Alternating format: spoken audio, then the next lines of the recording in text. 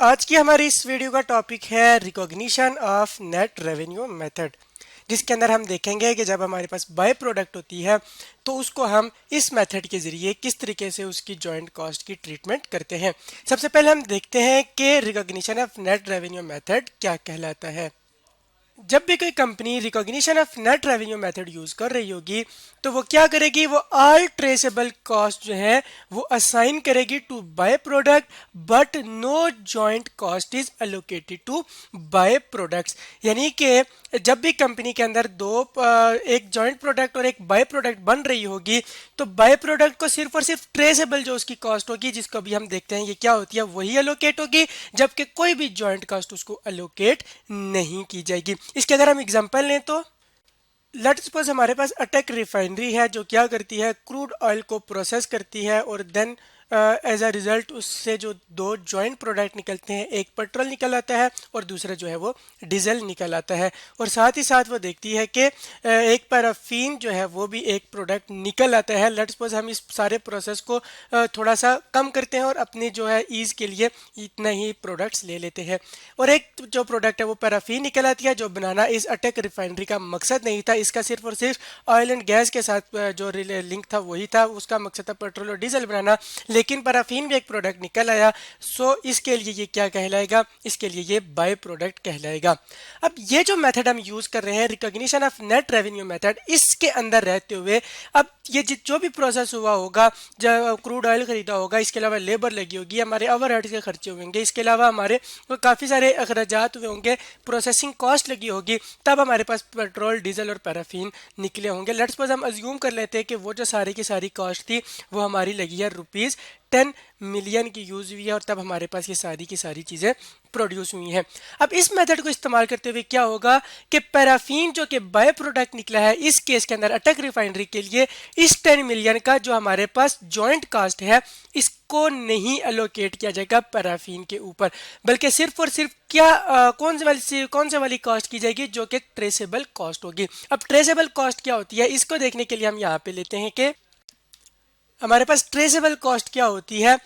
Any cost incurred after split of point. अब split of point हमारे पास ये point है जिस पॉइंट के ऊपर हमारे पास क्रूड ऑयल के अंदर से पेट्रोल डीजल और पैराफीन जो कि हमारे पास बाय प्रोडक्ट है ये एक दूसरे से सेपरेट आउट हुए हैं, ये पॉइंट स्प्लिट ऑफ पॉइंट है। Any cost incurred after split of point two process और मार्केट द बाय प्रोडक्ट, यानी कि ये जो पैराफीन हमारे पास आया है इसके ऊपर अगर हम कोई खर्चा करते हैं, किसके लिए, या इसको मजीद रिफाइन करने के लिए, या इसको काबिल सेल करने के, या फिर इसको सेल करने के लिए यानी मार्केट करने के लिए अगर इसके ऊपर कोई खर्चा हुआ है, तो वो वाली ही कॉस्ट सिर्फ और सिर्फ इस पैराफीन के ऊपर जो है वो एलोकेट की जाएगी, और हम कहेंगे कि हमारा पैराफीन बनाने के ऊपर सिर्फ और सिर्फ इतना खर्चा हुआ है, यानी सिर्फ और सिर्फ ट्रेसेबल कॉस्ट।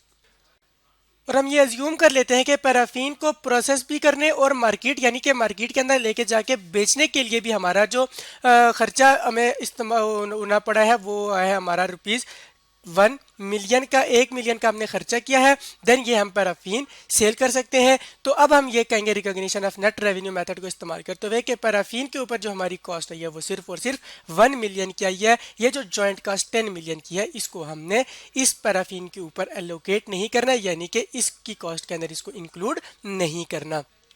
जब भी recognition of net revenue method इस्तेमाल हो रहा होगा तो उसके अंदर सेपरेट अकाउंट यूज होंगे फॉर रिकॉर्डिंग। अब क्या चीज रिकॉर्ड करने के लिए, ये हमारे पास दो जिस तरीके से ऊपर प्रोडक्ट्स आई थी, एक हमारे पास कोर मेन प्रोडक्ट आई थी और दूसरी हमारे पास बाय प्रोडक्ट थी। कोर या मेन प्रोडक्ट के अंदर हमारे पास जो है वो डीजल और पेट्रोल था, और बाय प्रोडक्ट हमारे पास पैराफीन थी। तो इस मेथड को इस्तेमाल करते हुए हम क्या करेंगे, जो कॉस्ट ऑफ मेन प्रोडक्ट होगी उसके लिए अलग से अकाउंट यूज होगा, और जो कॉस्ट ऑफ बाय प्रोडक्ट होगी उसके लिए अलग से अकाउंट यूज होगा। क्योंकि हम इस वीडियो के अंदर और इस मेथड के अंदर कॉस्ट ऑफ बाय प्रोडक्ट को असाइन करने की बात कर रहे हैं, तो इसलिए हम सिर्फ और सिर्फ इसके अकाउंट की बात करेंगे। कॉस्ट ऑफ मेन प्रोडक्ट जो है वो हम पिछली वीडियोस के अंदर सीख चुके हैं कि उनको किस तरीके से डील करना होता है। अब इसके अंदर हमारे पास एक अकाउंट बनता है, वो है हमारे पास बाय प्रोडक्ट का अकाउंट। अब इस अकाउंट के अंदर हमारे पास क्या होगा, इसकी जितनी जो भी क्रेडिट साइड होगी जो हमारे पास यहाँ पे आ रही है, जो हमने टी अकाउंट के अंदर फाइनेंशियल अकाउंटिंग के अंदर हम देखते हैं कि हमारे पास जो इसकी क्रेडिट साइड होगी बाय प्रोडक्ट की, यहाँ पे इस बाय प्रोडक्ट से आने वाले तमाम के तमाम रेवेन्यू यहाँ रिकॉर्ड होगा, यानी कि हमने ये बाय प्रोडक्ट जो हमारे पास पैराफिन है वो हमने कितने रुपीस का सेल किया है वो सारे का सारा हम क्रेडिट साइड पे लिखते हैं। लेट्स सपोज हम यहाँ पे अज्यूम कर लेते हैं कि ये जो हमने सेल किया है वो सेल किया है रुपीस लेट्स सपोज 3 मिलियन का हमने सेल किया, और इसकी जो डेबिट साइड होगी बाय प्रोडक्ट अकाउंट की यानी कि पैराफिन अकाउंट की, जो इस केस में हमारे पास अटक रिफाइनरी के लिए है, यहाँ पे हमारे पास तमाम की तमाम कॉस्ट आएंगी जो हमारे पास स्प्लिट ऑफ पॉइंट के बाद लग रही होंगी, इसके ऊपर हमने इनकर की होंगी। हमने जिस ऊपर एग्जांपल ली कि लेट्स सपोज हमारे पास ये जो कॉस्ट है वो 1 मिलियन की है। तो अब हम यहाँ पे क्या देख सकते हैं कि जिस तरह हम टी अकाउंट को हम बैलेंस करते थे तो हमारे पास यहाँ पे भी और यहाँ पे भी ये 3 मिलियन आ जाएगा, क्योंकि हमारे पास 3 मिलियन दोनों साइड पे बड़ा है। तो यहाँ पे हमारे पास डेबिट साइड के ऊपर 2 मिलियन जो कम है वो हमारे पास क्या आ जाएगा, वो हमारे पास ब्रॉड डाउन बैलेंस आ जाएगा। अब ये हमें 2 मिलियन ब्रॉड डाउन बैलेंस क्या बता रहा है, ये हमें ये बता रहा है कि रेवेन्यू यानी कि हमने इस बाय प्रोडक्ट को बेच के रेवेन्यू तो कमाया है 3 मिलियन का, लेकिन इसको कमाने के लिए हमें 1 मिलियन का खर्चा करना पड़ा है, और हमें इस प्रोडक्ट को बेचने की वजह से 2 मिलियन का फायदा हो रहा है। हमें जिस तरह देखते हैं कि टी अकाउंट में प्रॉफिट हमारा हमेशा डेबिट साइड के ऊपर ही आता होता है। तो इसका मतलब ये हो गया कि ये अगर हमारे पास प्रॉफिट है तो इसको इनकम स्टेटमेंट के अंदर आना चाहिए, जो हम बनाते हैं कि फॉर द ईयर होती है, और जिसके अंदर हम देखते हैं कि हमने इस पूरे पीरियड के अंदर कितना प्रॉफिट कमाया और हमारे एक्सपेंसेस और रेवेन्यू कितने थे। अब ये जो 2 मिलियन का हमारे पास आया है बाय प्रोडक्ट से हमारे पास जो प्रॉफिट आया है, इसको रिकॉर्ड करने के लिए हमारे पास 4 तरीके हैं और वो हम अभी देखते हैं।